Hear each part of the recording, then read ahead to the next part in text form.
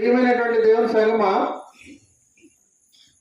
ఈ దినము చదవబడినటువంటి వాక్య భాగము మత్తయి సువార్త 24వ అధ్యాయం నుండి 32 నుంచి 41 వరకు ఉన్నటువంటి కొన్ని ఆత్మీయ సత్యాలను ఈ దినాన్ని మనము ధ్యానిద్దాం.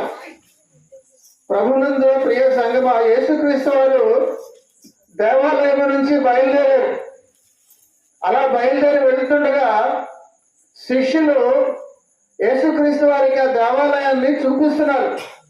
చూడండి, ఈ యొక్క కట్టడము ఎంత బాగుందో అని యేసుక్రీస్తుకు ఆ యొక్క దేవాలయం తాలూకా వైభవాన్ని, గొప్పతనాన్ని, ఆ కట్టడము తాలూకా పేరు ప్రఖ్యాతులు బట్టి, గొప్పతనాన్ని బట్టి యేసుక్రీస్తుకి చూపిస్తూ చూపిస్తున్నప్పుడు ఆయన అన్నారు, ఇవన్నీ మీరు చూపిస్తున్నారు కదా, రాతి మీద రాయి ఒకటి అయినను ఇక్కడ నిలిచి ఉండక పడద్రోయబడినని మీతో నిశ్చయముగా చెప్పుచున్నానన్న మాట వారితో చెప్పడం జరిగింది యేసుక్రీస్తు వారు. అలాగ మాట్లాడుకొని వారందరూ కూడా అక్కడ ఉన్నటువంటి ఒలీవ కొండ దగ్గరికి వచ్చి కూర్చున్నప్పుడు శిష్యులు యేసుక్రీస్తు దగ్గరికి వచ్చి ఏకాంతముగా వచ్చి, మీరు ఇందాక నుంచి చెబుతున్నారు కదా, ఇవన్నీ కూడా ఎప్పుడు జరుగుతాయి అని అడగడము ప్రారంభించారు. వాళ్ళ యొక్క ప్రశ్నకు సూచనలు తెలియజేస్తున్నారు యేసుక్రీస్తు వారు. అనగా ఇవన్నీ కూడా మీరు చెబుతున్నారు అనేకమైనటువంటి విషయాలు, ఇవన్నీ ఎప్పుడు జరుగుతాయి అని అడిగినప్పుడు యేసుక్రీస్తు వారు అంచె దినాల గురించి ఆయన సూచనలు తెలియజేయడము ప్రారంభించారు. ప్రియమైనటువంటి దేవుని సంగమా, యేసుక్రీస్తు అంటున్నారు, నా యొక్క రాకడ చాలా సులువుగా మీరు తెలుసుకోవచ్చు. కొన్ని గుర్తులు, సూచనలు ఉన్నాయి.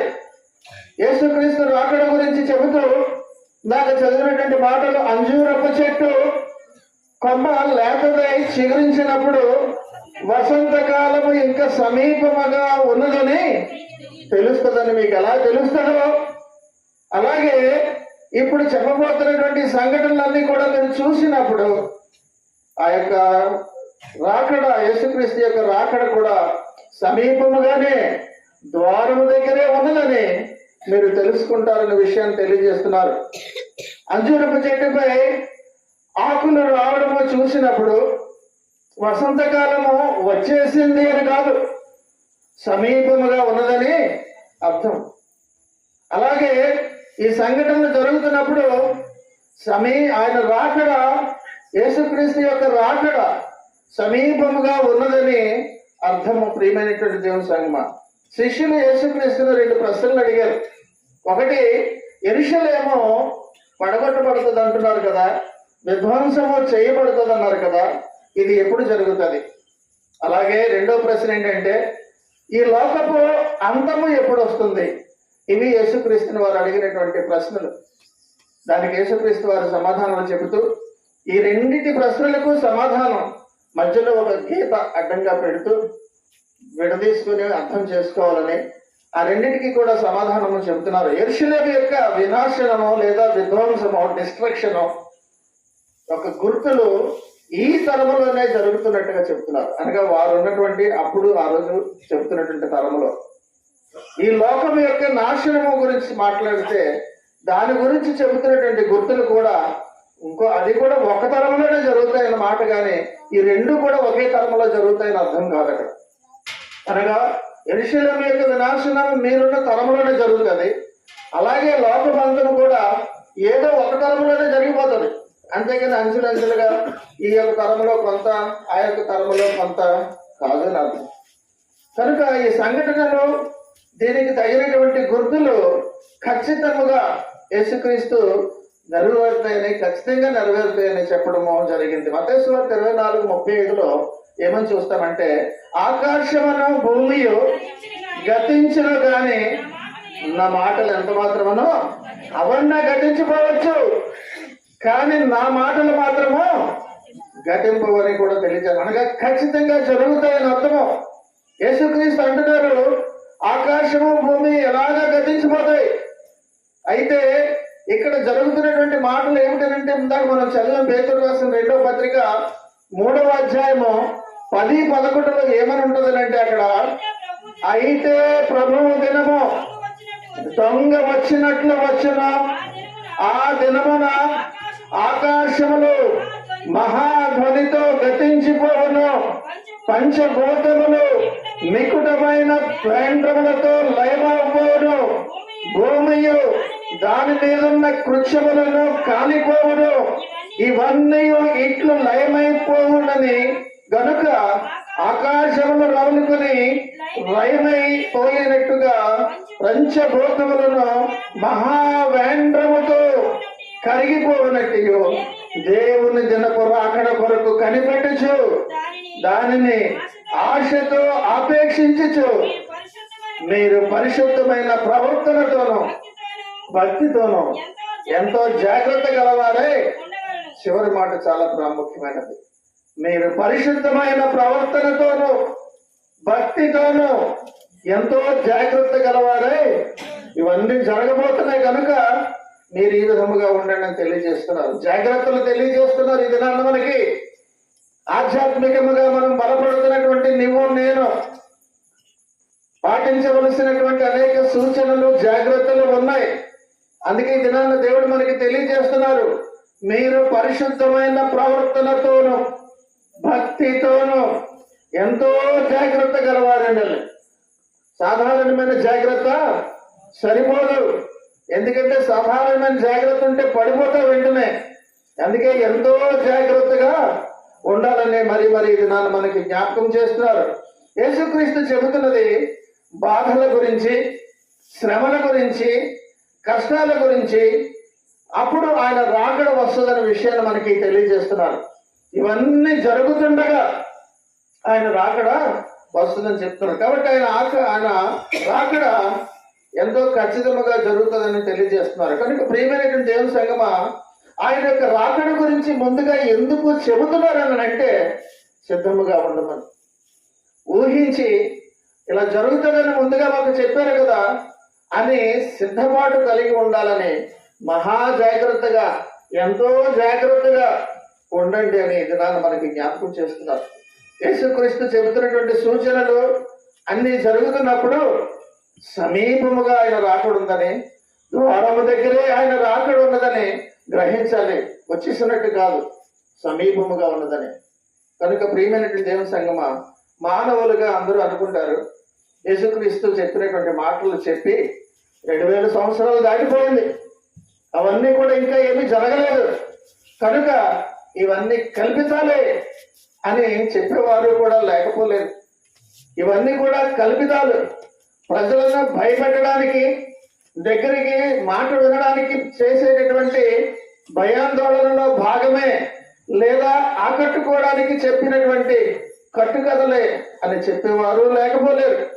అందుకనే పేతురు రాసిన 2వ పత్రికలోనే 3వ అధ్యాయంలో 3-4 వచనాల్లో మాట చూస్తాం.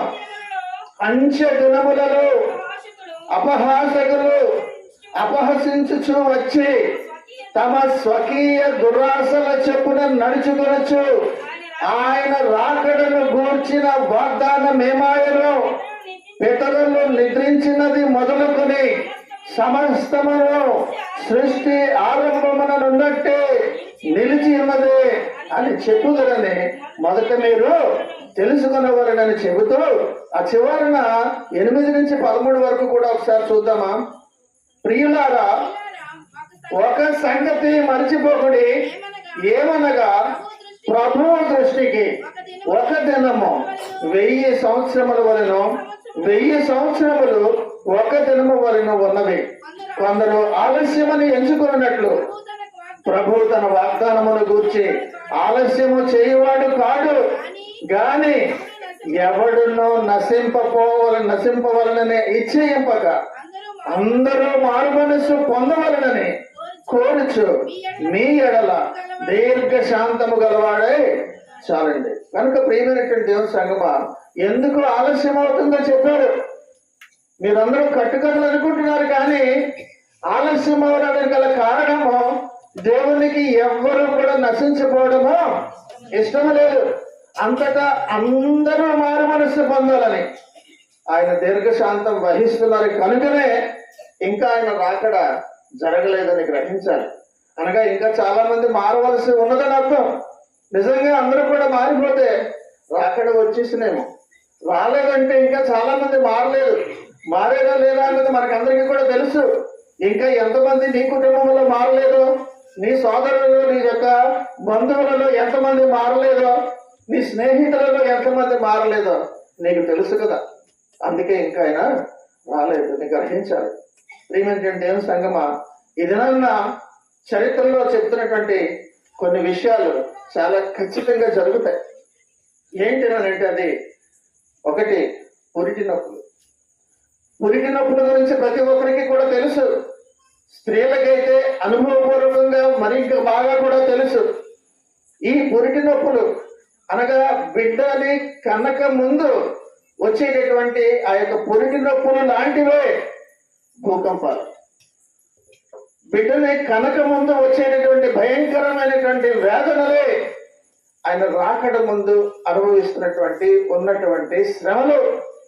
కాబట్టి ఇప్పుడు మనం అనుభవిస్తున్నటువంటి రాకడ ముందు వచ్చేటటువంటి ఈ యొక్క మహాశ్రమలు, బాధలు అన్నీ కూడా పురిటి నొప్పులే. స్త్రీ ఎంత పురిటి నొప్పులు పడినా, ఎంత బాధపడినా ఆ బిడ్డ పైకి వచ్చిన తర్వాత బాధనంతా కూడా తను మర్చిపోతూ ఎంతో సంతోషాన్ని స్త్రీ వ్యక్తపరుస్తుంది. ప్రియమైనటువంటి దేవుని సంగమా, ఇదే సందర్భంలో మరొక మాట కూడా జ్ఞాపకం చేస్తున్నాను. అయ్యో, నా జీవితంలో ఎప్పుడు కూడా శ్రమలే, నేను ఎంతో బాధపడుతున్నాను అని అనుకుంటున్నావేమో, కానీ శ్రమలలో నీకు తోడు యేసయ్య ఉన్నారని నేను మర్చిపోకూడదు. శ్రమలలో నీకు ఎవరున్నారు? యేసయ్య తోడు ఉన్నారని నువ్వు గమనించాలి. ఏదైతే నిన్ను శ్రమ పడుతుందో ఆ శ్రమనే దేవుడు నీకు సంతోషముగా మార్చగలరు. నీ కడుపులో, స్త్రీ కడుపులో ఏ బిడ్డ అయితే భయంకరముగా బాధ పెట్టాడో తల్లిని, ఏ బిడ్డ అయితే భరించలేనటువంటి మరణం వరకు తీసుకెళ్లే బాధలు పెట్టాడో ఆ బిడ్డే బయటకు వచ్చి తల్లికి సంతోషాన్ని ఎలాగైతే ఇస్తాడో, అలాగే నీ శ్రమల నుంచి కూడా నీకు విడుదల వచ్చి ఏ శ్రమలైతే నిన్ను శ్రమ పెడుతున్నాయో అదే శ్రమలని సంతోషంగా కూడా మార్చగలిగే దేవుడు ప్రభు అయినటువంటి యేసుక్రీస్తు. దేవునికి మహిమ కలుగును కాక. కనుక ప్రియమైనటువంటి దేవుని సంగమా, ఇది నాన్న దేవుడు చెబుతున్నటువంటి చక్కటి మాటలు మనము ధ్యానిస్తున్నాం. కనుక ఈ పురిటి నొప్పులు లిటరల్ గా స్త్రీ అనుభవించేవి. కానీ ఇప్పుడు మనకు చెబుతున్నటువంటి మాటలు స్త్రీ బిడ్డని కనక ముందు పురిటి నొప్పులు ఎలాగో యేసుక్రీస్తు రాకముందు కూడా వచ్చే పురిటి నొప్పులే ఈ భూకంపాలు, ఈ శ్రమలు, వేదనలు ఇవన్నీ కూడా అనగా అర్థమేంటంటే పురిటి నొప్పులు వచ్చాయంటే బిడ్డ కనబోతున్నది, సంతోషము కూడా రాబోతుంది. అయితే అంతవరకు కూడా మనకి భయము, అమ్మో తల్లి ఏమైపోతుందో, అమ్మో లోపల బిడ్డ ఏమైపోతాడో అని బయట ఉన్నటువంటి భర్తకి, బంధువులకు ఆవేదన. కానీ బిడ్డ పుట్టిన తర్వాత అందరికీ సంతోషమే. అయితే రాకడ ముందు కూడా అందరికీ శ్రమలే, అందరికీ బాధలే, ఈ భూకంపాలు, ఈ పురిటి నొప్పులు లాంటివి. వాటన్నిటి తర్వాత ఆయన రాకడలో నువ్వు ఎత్తబడితే అనగా నీ బిడ్డ బ్రతికితే నీకు సంతోషమే. కనుక ప్రియమైనటువంటి దేవుని సంగమా, అదే చెబుతున్నారు. బర్త్ పెయిన్స్ తో పోలుస్తున్నాడు ఆయన యొక్క రాకడ సమీపముగా ఉన్నదని. కాబట్టి లోకారంభం నుంచి కూడా ఇవన్నీ కూడా ఉన్నవే కదా అంటున్నారు.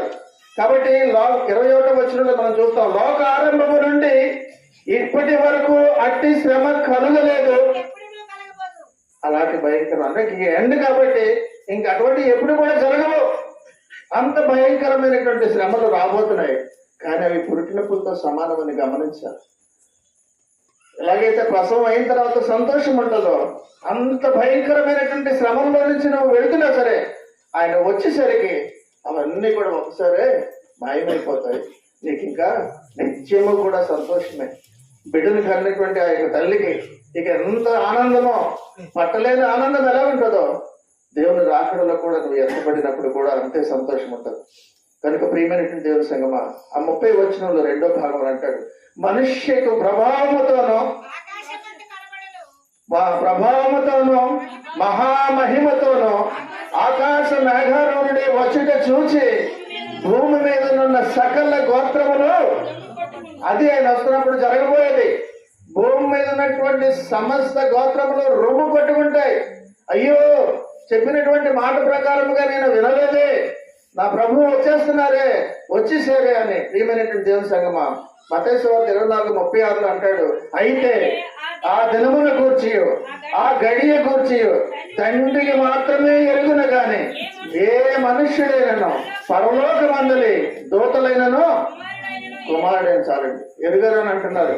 ఎవరికి కూడా ఆయన రాక ఎప్పుడు వస్తుందో తెలియదు కనుక సిద్ధపడి ఉండాలని దినాన మనకి తెలియజేస్తున్నారు.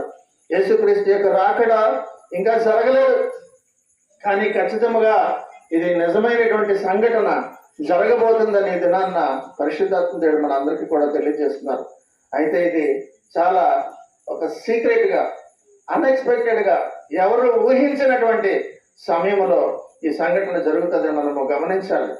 నోవాహు దినాల్లో ఎలాగైతే జరిగిందో, నోవాహు దినాల్లో ఆయన రాకడ ఎలాగైతే ఆయన ఆ యొక్క దినాల్లో వారందరూ కూడా ఎలాగైతే ఉన్నారో, నోవాహు దినాలలో ఎలా అయితే తినచ్చు, త్రాగుచ్చు, పెండ్లికి చేసుకొనొచ్చు, ఇచ్చిచ్చు ఎలాగైతే ఉన్నారో ఆ విధంగా ఉంటారని అంటున్నారు. అందుకే కదా 38 చూసాం, జల ప్రళయమునకు ముందటి దినములలో నోవాహు ఓడలోనికి వెళ్ళు దినము వరకు వారు తినుచు, త్రాగుచు, పెండ్లు చేసుకొనొచ్చు. చాలండి, పెండ్లికి ఇచ్చిచుండేది. కాబట్టి ప్రియమైన దేవుని సంగమా, ఇందులో చెప్పినట్టుగా తినుచు, త్రాగుచు అనగా మంచినీళ్ళు త్రాగడం గురించి నేను చెప్తున్నాను ఇక్కడ. అది తప్పేం కాదు. తినచ్చు, నీళ్ళు త్రాగచ్చు, ఆహారం తీసుకోవడం తప్పేం కాదు. అదేంటంటే తినడం రాని తింటూ అలా ఉంటున్నారనే తప్పు కాదు, కానీ మోతాదు మించుకోండి. మోతాదు మించకూడదు అంటున్నారు. మోతాదు మించితే ఏదైనా ప్రమాదమే. Too much of anything is good for nothing. ప్రియమైనటువంటి దేవుని సంగమా, ఈ దినాల్లో చెబుతున్నటువంటి మాట మరొక విషయం ఏంటంటే, దొంగతనం గురించి చెప్పలేదు, హత్య గురించి చెప్పలేదు, హత్య రాజకీయాల గురించి భయంకరమైనదని చెప్పలేదు, అలాగే చేస్తూ మీరు ఉన్నారని చెప్పలేదు. తినచ్చు, త్రాగుచు, నాట్యం ఆడుతూ ఇలాగే ఉంటున్నారన్న విషయము, ఈ విషయం గురించి ఎందుకు చెప్పారో ఒకసారి ఆలోచిద్దాం. ఎందుకంటే భయంకరమైంది కదా కూని చేయడం అన్నది, చంపేయడం అన్నది. ఇవన్నీ కూడా చెప్పలేదు దొంగతనాల గురించి, వాటి గురించి. కానీ తినచ్చు, త్రాగుచు, పెండ్లి చేసుకొనొచ్చు, ఇవన్నీ గురించి, వీటి గురించి చెప్పినటువంటి విషయాలు. అనగా ఇది అసాధారణమైనది కదా, ఆలోచిద్దాం వాటి గురించి కూడా. కాబట్టి ప్రియమైనటువంటి దేవుని సంగమా, అసలు మొట్టమొదటిసారి ఈ భూమిని నాశనం చేయడానికి గల కారణం ఏంటంటే ఆదికాండము 6:11 చూస్తాం. ఎందుకు నాశనం చేయవలసి వచ్చింది, అసలు కారణం ఏంటి, ఇప్పుడు కూడా ఎందుకు చేయవలసి వస్తుంది? భూలోకము దేవుని సన్నిధిని చెడిపోయి ఉండెను, భూలోకము బలత్కారముతో కాబట్టి నాశనం అయిపోయింది. ఎందుకు నాశనం చేశారో మనకు తెలియజేస్తున్నారు. ఒక సంఘటన మన జీవితంలో, ఒక దుస్సంఘటన, ఒక కీడు, ఒక అపాయము జరిగిందనంటే వెంటనే మనం జాగ్రత్త పడతాము కదా, రెండోసారి ఇలా జరగకుండా ఉండాలని ఆలోచిస్తాము కదా. ఆ జాగ్రత్త గురించి ముందున ఎందుకు జరిగిందో, అసలు మొట్టమొదటి నాశనం ఎందుకు చేయవలసి వచ్చిందో, భూలోకము దేవుని సన్నిధిని చెడిపోయి ఉండను, ఆ మాట ఒకటి చాలు. అందుకే నాశనం చేయవలసి వచ్చింది. సకల జల చరాచరాలన్నిటినీ కూడా మొత్తముగా తుడిచిపెట్టుకొని వెళ్ళిపోయేలాగా ఆ యొక్క జలప్రళయం తీసుకురావాల్సి వచ్చిందనేటువంటి విషయాన్ని జ్ఞాపకం చేస్తున్నాను. అయితే ఈ రెండోసారి భూమి అంతం చేయబడటానికి చెప్పడానికి గల కారణం ఏంటంటే, ఆనాడు నోవాహు దినాల్లో 37వ వచనంలో చూస్తున్నాం ఎలా చేశారో, ఎలా జరిగిందో. అప్పుడు అలాగే జరుగుతుందని తెలియజేస్తారు. నోవాహు దినములలో అంటే అలాగే ఉందని అర్థం. నోవాహు దినములలో ఎలా ఉండెను, మనుష్య కుమారుని రాకడయును అలాగే ఉండును. జల ప్రళయమునకు ముందటి దినములలో నోవాహు ఓడలోనికి వెళ్ళిన దినము వరకు వారు తినుచు, త్రాగుచు, పెండ్లి చేసుకొనొచ్చు, పెండ్లికి ఇచ్చుచు. చాలండి, ఇది వాళ్ళు చేస్తున్నటువంటి పని. అలాగే ఇప్పుడు కూడా ఉందంటున్నారు. ప్రియమైనటువంటి దేవుని సంగమా, ఈ యొక్క మాటల్లో మనం చూస్తే నిజమేనేమో నాకు కొంత అనిపిస్తుంది. ఈ కాలంలో డ్యాన్సులు ఎక్కువైపోయాయి. చిన్నపిల్లల దగ్గర నుంచి పెద్దవాళ్ళ దగ్గర నుంచి వాళ్ళు వీళ్ళు లేదు, ఈ రీల్స్ పిచ్చోటి వచ్చింది. దేనికైనా సరే అదే చిన్న మ్యూజిక్ వచ్చేసరికి బాడీ అంతా కదిలిపోతుంది, ఆగలేరు, కంట్రోల్ చేసుకోలేరు. అసలు తినుచు, త్రాగుచు, పెండ్లికి ఇచ్చు, డాన్సులు, నాట్యాలు. అదే కదా జరుగుతుంది ఈనాడు కూడా. ఎప్పుడు ఒక చిన్న పిల్ల చిన్న డాన్స్ వేసేసరికి ఓ ఆనందం వెంటనే తీసేసి పెట్టేయాలి, అందరూ చూసేయాలి. ఎన్ని లైక్లు పిచ్చి ఏటొచ్చింది దానివల్ల? 1,00,000 లైక్లు వచ్చాయనుకో, నీకు ఏటో ఒరిగింది నీకు? ప్రియమైనటువంటి దేవుని సంగమా, దినాన్ని ఆలోచించాలి. ఆ యొక్క నాట్యాలు చేయడం అన్నది ఆనాటి నుంచి కూడా మొదలైంది. నిర్గమకాండం 32 దగ్గర నుంచి కూడా మొదలైంది. మోషే సినాయి కొండ మీదకి ఆ పలకలు తీసుకురావడానికి వెళితే కిందన వాళ్ళందరూ కూడా ఆయన ఏమయ్యాడో మాకు తెలియదు అని ఆయన గురించి విచారించడం మానేసి కిందన వాళ్ళందరూ కూడా ఒక దూడను తీసుకొని తాగుతూ డ్యాన్స్ వేస్తూ తినుచును, త్రాగుచును, కూర్చునేటకు లేచినట్టు నాకు మనం చూస్తున్నాం. 32 అధ్యాయం అక్కడ వచ్చేవారు. ప్రియమైనటువంటి దేవుని సంగమా, ఇదినా దేవుడు చెబుతున్నటువంటి మాట తినుచును, త్రాగుచును అన్న మాటలు మనకి జ్ఞాపకం చేస్తున్నాడు. ఎందుకనంటే ఆనాటి దినాలలాగా ఈనాటి దినాలు ఉన్నాయా లేదనంటే నేను చెప్పవసరం లేదు. ప్రతి ఇంట్లోనూ కూడా మనం చూస్తున్నాం. చిన్నపిల్లలు డ్యాన్స్ వేస్తే చిన్నప్పుడు మురిసిపోవడం మొదలవుతుంది, అది పెద్ద యొక్క వ్యసనం కింద మారిపోతుంది. వాళ్ళ తల్లిదండ్రులకి ఆపినా ఆగట్లేదు. ప్రియమైనటువంటి దేవుని సంగమా, ఈ నాట్యాలకన్నిటికీ కూడా అవన్నీ ఆ హిస్టరీలోనికి లూసిఫర్ దగ్గరికి నేను వెళ్ళలేను, కానీ మరొక సందర్భంలో దేవుని చిత్తం మీద చెప్తాను. ఎక్కడి నుంచి ఆరిజిన్ వచ్చిందన్న సంగతి మనం చూసినట్లయితే, నోవాహు ఓడను తయారు చేస్తున్నంత వరకు కూడా రోజు వస్తున్నారు, రోజు చూస్తున్నారు, రోజు చెప్తున్నాడు తన బోధ. 120 సంవత్సరాలు కూడా విన్నారు ఒకే ప్రసంగానే. కానీ ఏంటి మార్పు వచ్చింది? రాలేదు. అనగా నోవాహు బోధించడానికి దానికి ఆ యొక్క వాళ్ళే చెప్పినటువంటి వారే, నశించిపోయినటువంటి వాళ్ళే సాక్ష్యం. ఆ వార్నింగ్, ఆ హెచ్చరికను వాళ్ళందరూ కూడా తృణీకరించారు, లక్ష్యము చేయలేదు. ఆఖరికి జరిగిందంటే లక్ష్యము చేయకపోవడం వలన నశించిపోయారు. నీకు ఒక హెచ్చరిక చెప్పారనంటే ఆ హెచ్చరికను నువ్వు ఆచరించకుండా చెప్పారులే అనుకుంటే ఎవరికి నష్టం? అలాగే కదా అనుకొని నశించిపోయారు వాళ్ళందరూ కూడా. ఒక్కడు కూడా మిగలలేదు, 8 మంది తప్ప. ప్రియమైనటువంటి దేవుని సంగమా, వారు నోవాహు ఓడను చూశారు, కడుతుండటం చూశారు, సందేశము కూడా విన్నారు. కానీ లోకస్తులాగా తినుచు, తాగుచు, శరీర కోరికలకు వాళ్ళందరూ కూడా దాసోహం అయిపోయి, దాసులైపోయి ఆఖరికి నశించిపోయినా పర్వాలేదు అన్న దీనికి స్థితికి వాళ్ళు వెళ్ళిపోయి నశించిపోవడం మనం చూస్తున్నాం. ప్రియమైనటువంటి దేవుని సంగమం. అయితే క్రీస్తు ఎప్పుడు వస్తారు? నోవాహు దినాలలో వచ్చినట్టుగానే వస్తారంటున్నారు. అందుకని ఆ యొక్క ఎగ్జాంపుల్ ఇక్కడ మనకి చూపించడానికి గల కారణం, మనిషికి తన మీద తనకి ఓవర్ కాన్ఫిడెన్స్ ఎక్కువ. నాకు ఏ సమస్య వచ్చినా నేను చూసుకోగలను, నాకు పెద్ద పలుకుబడి ఉంది, నాకు పెద్ద ధనబలం ఉంది అని మనిషికి సహజంగా తనకున్నటువంటి నైజం ఎటువంటిది అని అంటే ఓవర్ కాన్ఫిడెన్స్. కాన్ఫిడెన్స్ ఉండొచ్చు కానీ ఓవర్ కాన్ఫిడెన్స్ ఉండకూడదు. ప్రియమైనటువంటి దేవుని సంగమా, తెస్సలోనికీయులకు రాసిన మొదటి పత్రిక 5వ అధ్యాయము 3వ వచనములో చక్కటి మాట ఉంటుంది. తెస్సలోనికీయులకు రాసిన మొదటి పత్రిక 5వ అధ్యాయం 3లో, లోకులు నెమ్మదిగా ఉన్నది భయమేమీ లేదని చెప్పుకుని చుండగా గర్భిణీ స్త్రీకి ప్రసవ వేదన వచ్చినట్లు వారికి ఆకస్మికముగా నాశనము తటస్థించిన కనుక వారు ఎంత మాత్రమన్నా నువ్వు తప్పించుకోలేవు. ఈ దినాన్ని చెబుతున్నటువంటి హెచ్చరిక అదే. ఒకవేళ వస్తే వాళ్ళ మీద వస్తుంది, నేను కప్పుకుంటే ఎవరి మీదకి వెళ్ళిపోదామంటే కుదరదు. ఎవరు కూడా తప్పించుకోలేరన్న విషయాన్ని దినాన్న వాక్యము ద్వారా మనకి చెప్తున్నటువంటి మాటలు గ్రహించాలి. ప్రజలు నోవాహు యొక్క నమ్మకాన్ని వాళ్ళు చూసి కూడా హేళన చేశారు. నోవాహు జీవితంలోని చూసి కూడా ఆ యొక్క వార్నింగ్ ని వాళ్ళు ఖాతరు చేయలేదు. హెచ్చరికలు ఎప్పుడు కూడా తృణీకరించకూడదు. ఒకసారి 2 సార్లు ఏంటి రోజు కూడా ఈ హెచ్చరికలు చెప్తున్నారని అంటే చూడాలి, ఆలోచించాలి. ఒకసారి కాకపోతే ఒకసారైనా సరే హెచ్చరికలు మనము పట్టించుకోవాలని దేవుడు మనకు తెలియజేస్తున్నారు. ప్రియమైనటువంటి దేవుని సంగమా, 38వ వచనంలో నోవాహు ఓడలోనికి వెళ్ళు దినము వరకు అంటున్నాడు అక్కడ. అనగా ఆఖరి క్షణం వరకు కూడా అవకాశం దేవుడు ఇచ్చారు. ఆ వెళ్ళు దినము వరకు కూడా వాళ్ళు ఆ విధముగానే ప్రవర్తించారు. ప్రియమైనటువంటి దేవుని సంగమా, ఈ దినాన్న మనిషి అక్కడ 39లో ఎరుగకపోయిరన్న మాట చూస్తాం, ఉన్నదండి అక్కడ. పోవు వరకు ఎరుగకపోయిరన్న మాట అక్కడ చూస్తున్నాం. అదే ఇంగ్లీష్ లో స్టార్టింగ్ ఉంటది, and they knew not and they knew nothing about what would happen until the flood came and took them all away. They knew nothing. వారు ఎరగకపోయిరన్న మాట చూస్తున్నాం.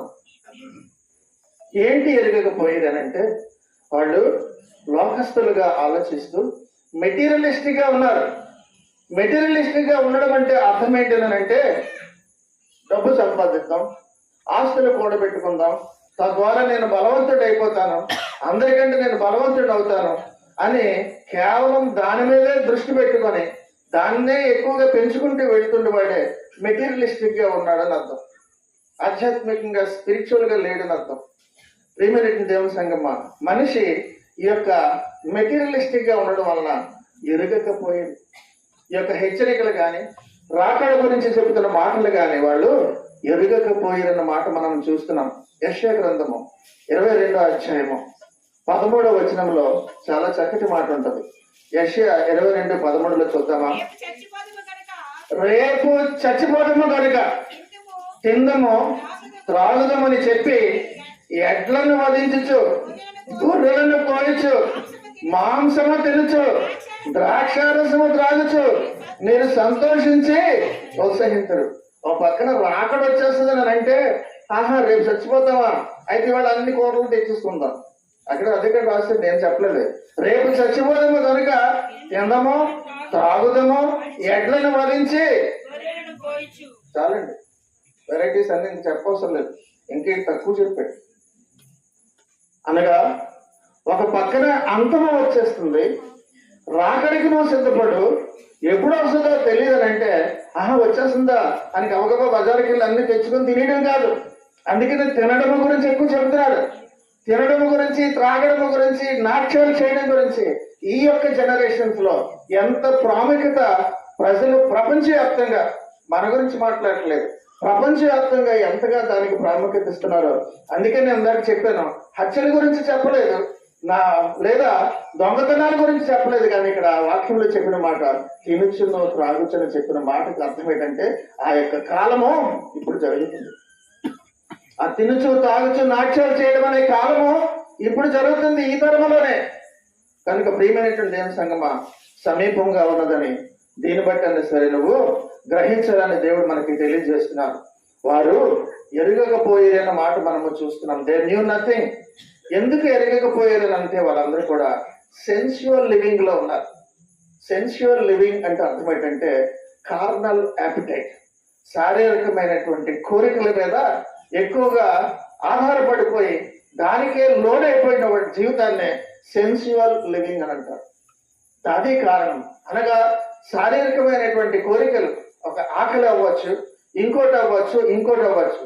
శరీరం ఏది కోరుకుంటుందో దానిని తృప్తిపరచడంలోనే జీవితం సరిపోతుంది. వారం అంతా కూడా, నెలంతా కూడా కష్టపడింది ఒకటైతే, ఆ కష్టార్జితం అంతా కూడా ఎందుకు నేను అనుభవించకపోతే ఆ శరీర కోరికలు తీర్చుకోవడానికే ఇంత కష్టపడడం. ప్రియమైనటువంటి దేవుని సంగమా, ఆలోచిద్దాము. వాక్యంలో చెప్పినట్టుగా నిజముగా తినడానికే ఎక్కువగా ప్రాముఖ్యత ఇస్తుంది. త్రాగడానికో అలాగే లేదా నాట్యం చేయడానికో, తినుచును త్రాగుచును కూర్చుంటకును లేచుటకును దీనికే ఈ తరమంతా కూడా ప్రాముఖ్యత ఇస్తున్నారు. అలాగే ఉంటుందా రాకడ సమయంలో అన్నారు. నిజంగా అలాగే ఉంది ఇప్పుడు. కనుక ప్రియమైనటువంటి దేవుని సంగమా, రోమీయులకు రాసిన పత్రిక 1వ అధ్యాయము 24వ వచనంలో మరొక మాట ఉంటుంది. 1వ అధ్యాయం 24లో, ఈ హేతువు చేత వారు తమ హృదయముల దురాశలను అనుసరించి తమ శరీరములను పరస్పరము అవమానపరుచుకున్నట్లు దేవుడు వారిని అపవిత్రతకు అప్పగించారు. కారణం ఏంటంటే, ముందంతా చదివితే తెలుస్తుంది, విగ్రహారాధన చేయడం వల్ల ఆయన ఇంకా అపవిత్రతకు వారిని అప్పగించేశారు. అలాగా చెప్పి చెప్పి చెప్పి చెప్పి మనకి ఏం చేస్తారని అంటే, ఇంకా అప్పగించేస్తారు, విడిచిపెట్టేస్తారు. కనుక ప్రియమైన దేవుని సంగమా, సిద్ధంగా ఉండాలి. దినాన్ని మనకు తెలియజేస్తారు. ఈ దినాన్ని ఇన్ని విషయాలన్నీ కూడా, ఇన్ని సాదృశ్యాలు మనకు చూపించడానికి గల కారణం ఏంటంటే, ఆయన రాకడ సమీపముగా, అతి సమీపముగా, ద్వారమునద్దనే ఉన్నదే అని మనందరికీ కూడా సిద్ధముగా ఉండమని తెలియజేస్తున్నారు. సిద్ధముగా ఉన్నవాడు సడన్ గా వచ్చినా సరే కంగారు పడు. ఆధ్యాత్మికంగా దేవుని మాటలందు విశ్వాసం ఉంచిన వాడు సిద్ధపడి ఉంటే ఏ కంగారు ఉండదు. చెప్పారు కదా, నేను సిద్ధంగానే ఉన్నాను, నా ఆధ్యాత్మిక జీవితాన్ని నిలబెడుతున్నాను, నేను ఇంకా సర్వసత్యంలో నడిపించబడడానికి, ఇంకా వాక్యానుసారంగా ఉండడానికి ఎలాగ ఉండాలని తెలుసుకుంటూ ఆ విధంగా సిద్ధపడిన వాడు కంగారు పడదు. దేవుని యొక్క రాకడ ఎంత సడన్ గా వచ్చినా సరే. ప్రియమైనటువంటి దేవుని సంగమా, ఇది నా దేవుడు చెప్తున్నటువంటి మాట, నువ్వు ఎలాగ ఉండాలి, ఈ లోక ఆకర్షణలో మునిగిపోయేటటువంటి పరిస్థితిలో ఉండకూడదని కూడా మనకి తెలియజేస్తున్నారు. అలా మునిగిపోతే నువ్వు నిత్యత్వాన్ని కోల్పోతావు. యోహాను మొదటి పత్రిక 2వ అధ్యాయము 15-16 ఒకసారి చూద్దామా. యోహాను మొదటి పత్రిక 2వ అధ్యాయం 15-16 చూద్దామా. ఈ లోకమునైనను లోకములో ఉన్న వాటినైనను ప్రేమింపకుడి. ఎవడైనను లోకమును ప్రేమించిన ఎడల తండ్రి ప్రేమ వానిలో ఉండదు. లోకములో ఉన్నదంతయు అనగా శరీరాశయు, నేత్రాశయు, జీవపడంబరమును తండ్రి వలన పుట్టినవి కావు. అవి చాలండి, లోక సంబంధమైనవే. ఇవే ఉన్నాయి. వీటిలోనే మునిగిపోతున్నాడు మనిషి. వీటి కోసమే తప్పించిపోతున్నాడు. వీటి కోసమే ఎవరినైనా సరే, అక్కడైనా సరే, చెల్లినైనా సరే మోసము చేయడానికి కూడా వెనుకాడినటువంటి భయంకరమైనటువంటి దినాల్లో మనం ఉన్నాం. ప్రియమైనటువంటి దేవుని సంగమా, ఇదనన్నా దేవుడు చెప్తున్నారు, విశ్వాసం ఉంచు. దేవుని యొక్క వాక్యాన్ని రోజు వినడమే కాదు, కొంచెమన్నా సరే విశ్వాసంలోనికి నువ్వు వస్తే పరిశుద్ధమైన జీవితాన్ని పొందుకోవడానికి దేవుడు నిన్ను సిద్ధపరుస్తారు. ఆయన రాకడలో ఇంకా ఏంటి జరుగుతుంది అంటే వేరు చేయడం జరుగుతుంది, సెపరేషన్ జరుగుతుంది. ఏంటో వేరు చేయడం అన్నది మనం అక్కడ చూసాం. ప్రభువు వచ్చే దినమున విశ్వాసులకు కూడా తెలియదు, కానీ ఆ దినమున 40వ వచనంలో ఏముందండి, ఇద్దరు పొలములో ఉందరు, ఒకడు తీసుకొని పోబడును, ఒకడు విడిచిపెట్టబడిన మనం అక్కడ చూస్తున్నాం. కనుక ఒకడు తీసుకెళ్ళిపోతారు, ప్రభు తీసుకెళ్ళిపోతారు, విడిచిపెట్టేవాడు ఇక్కడ వదిలేస్తారు. తీర్పు కనమాట. అనగా ఇద్దరు పక్కపక్కనే ఉంటారు. ఆ తర్వాత అంశాలన్నీ అక్కడ అదే మనం చదువుతున్నాం. ఒకడు దేవుడు తీసుకెళ్ళిపోతారు, ఒకడు విడిచిపెట్టబడతారు. విడిచిపెట్టబడిన వాడికి జరిగేది అక్కడ తీర్పే. కానీ ప్రియమైనటువంటి దేవుని సంగమా, 24వ అధ్యాయం మత్తయి సువార్త ఒకసారి తీద్దాము. 30-31 చూద్దామా. 30-31. అప్పుడు మనుష్య కుమారుని సూచన ఆకాశమందు కనబడును. అప్పుడు మనుష్య కుమారుడు ప్రభావముతోను మహామహిమతోను ఆకాశ మేఘారూఢుడే వచ్చుట చూచి భూమి మీద ఉన్న సకల గోత్రముల వారు రొమ్ము కొట్టుకుందరు. మరియు ఆయన గొప్ప బూరతో తన దూతలను పంపును. వారు ఆకాశం యొక్క ఈ చివరి నుండి ఆ చివరి వరకు నలుగు దిక్కుల నుండి ఆయన ఏర్పరచుకున్న వారిని ఇది పోగు చేయడం అన్నది జరుగుతుంది. అదే అధ్యాయంలో 50-51 ఒకసారి చూద్దామా. ఆ దాసుడు కనిపెట్టని దినములలో వాడు అనుకోని గడియలోను వాని యజమానుడు వచ్చి వానిని, ఎంత భయంకరమైన మాట అండి, వానిని, ఆ మాట ఎంత భయంకరంగా ఉంది, నరికించి వేషధారులతో కూడా వానికి పాలు నియమించును. అక్కడ ఏడుపును పండ్లు కొరుకుతాయో. నరికించిన తర్వాత మళ్ళీ ఇంకక్కడ ఆ యొక్క నరకంలో పడివేస్తే అక్కడ ఉండేది ఏడుపును పండ్లు, నిత్యము ఏడిపే.